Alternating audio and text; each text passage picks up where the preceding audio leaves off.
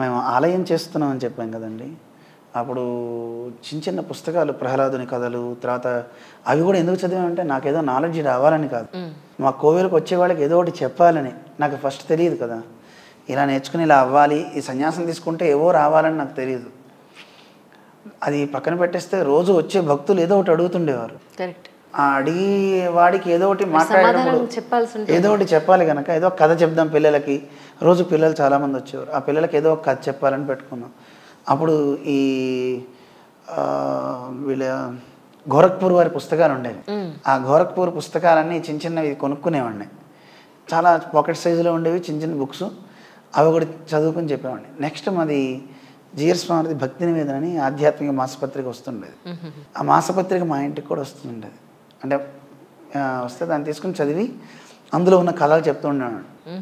అందులో question and answers ఉండేవి.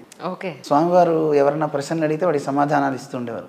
చాలా చమత్కారంగా చెప్తారు స్వామివారు.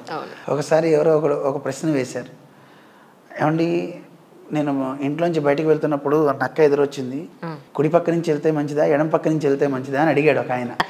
స్వామివారు దానికి సమాధానం చెప్పారు, ఎటు నుంచి వెళ్ళినా పర్వాలేదుగా నిన్న కరవకుండా వెళ్తే మంచిది.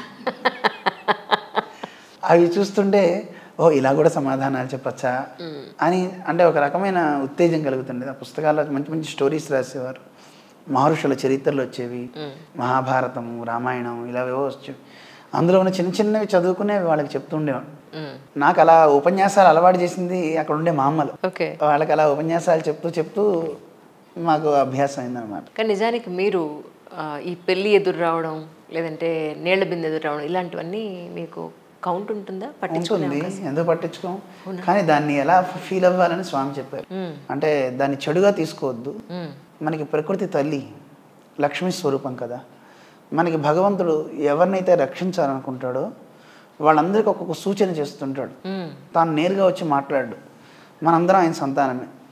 నువ్వు వెళ్ళే కార్యం నీకు ఇబ్బంది అవుతుంది అని తెలిస్తే నీకేం చేస్తే బాగుంటుంది అని చెప్పడానికి భగవంతుడు ఒక సూచన చేస్తాడు. అందువల్ల నువ్వు వెళ్ళే కార్యం సాధించడానికి శ్రమ అవుతుంది సుమా, నీకు దైవీ శక్తి కావాలి, తోడు చేసుకో, ఇంకాస్త శక్తిని సముపార్జించుకో అని చెప్పడానికే బ్రహ్మచారి రావటమా, లేకపోతే వితంతువు రావటమా, లేకపోతే పిల్లి ఎదురు రావటమా. ఇవి వచ్చినప్పుడు వాళ్ళని తిట్టుకోవద్దు, వాళ్ళకి థ్యాంక్స్ చెప్పండి అంటారు. నిజంగా వెళ్ళి థ్యాంక్స్ చెప్తే వాడికి కోపం వస్తుంది. ఇప్పుడు ఏ వితంతువు వచ్చిందనుకోండి, థ్యాంక్స్ ఎదురొచ్చినందుకండి ఆవిడకి ఒళ్ళు మండుతుంది కదా. అందుకని మామూలుగా నమస్కారం చేసుకుని ఇంట్లోకి ఒక్కసారి మామూలుగా వాళ్ళ ముందే వెళ్ళొద్దు. లేదు ఒకసారి అక్కడ ఒక సెకండ్ భగవంతుడిని ధ్యానం చేసుకోమంటారు స్వామీజీ ఎప్పుడు. ఎందుకంటే స్వామి నేను వెళ్ళే కార్యం నాకు సఫలం అవ్వాలి. అందుకే మీరు చూడండి, ఒకసారి ఇంట్లో నుంచి మీరు బయలుదేరేటప్పుడు మీ పని అవుతుందా అవదా అంటానికి ప్రకృతి ఎలా సహకరిస్తుంది అంటే, చల్లని గాలి సువాసనతో వస్తుంది అనుకోండి, మీరు అడుగు పెట్టగానే బయట మీరు వెళ్ళే పని సునాయాసంగా అయిపోతుంది అని అర్థం. అంటే ప్రకృతి మనకి తెలియచేస్తుంది, అది మనకి తెలియదు. లేదు దుమ్ము లేచిపోయి కళ్ళల్లో పడుతుంది అంటే నువ్వు వెళ్ళే కార్యం చాలా కష్టం, నువ్వు కాసేపు కూర్చో, నీకు తోడు చేసుకో దైవీ శక్తిని, లేదు భగవన్నామ స్మరణ చేసుకో అని చెప్తారు.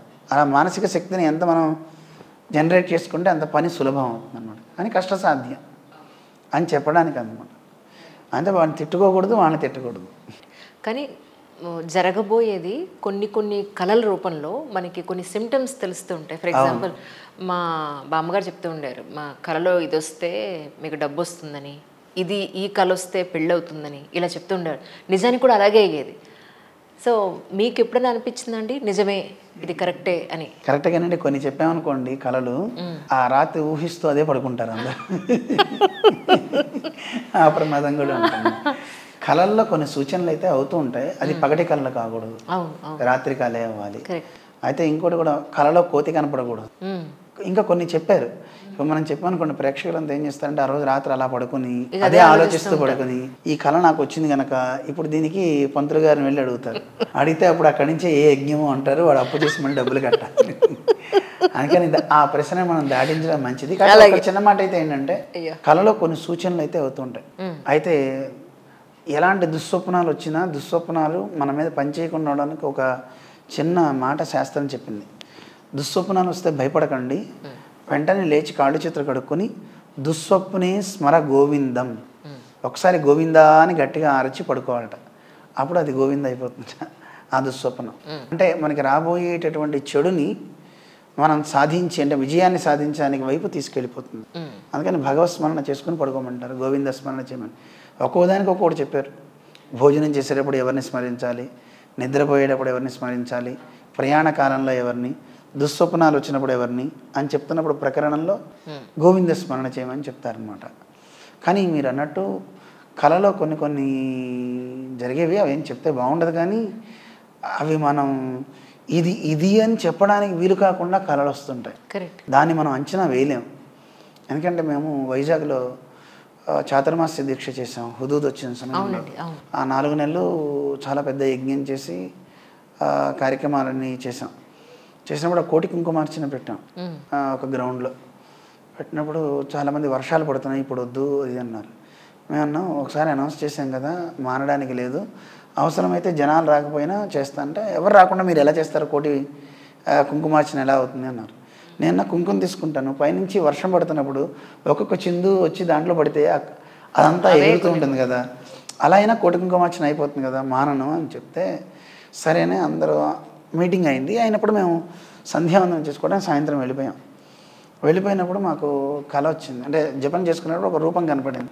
ఒక త్రిశూలం పట్టుకుని ఒక స్త్రీ గిరగిరా తిరుగుతుంది. ఆ తిరిగేటప్పుడు గజ్జల శబ్దం వినపడి దుమ్ము లేచిపోతుంది అనమాట.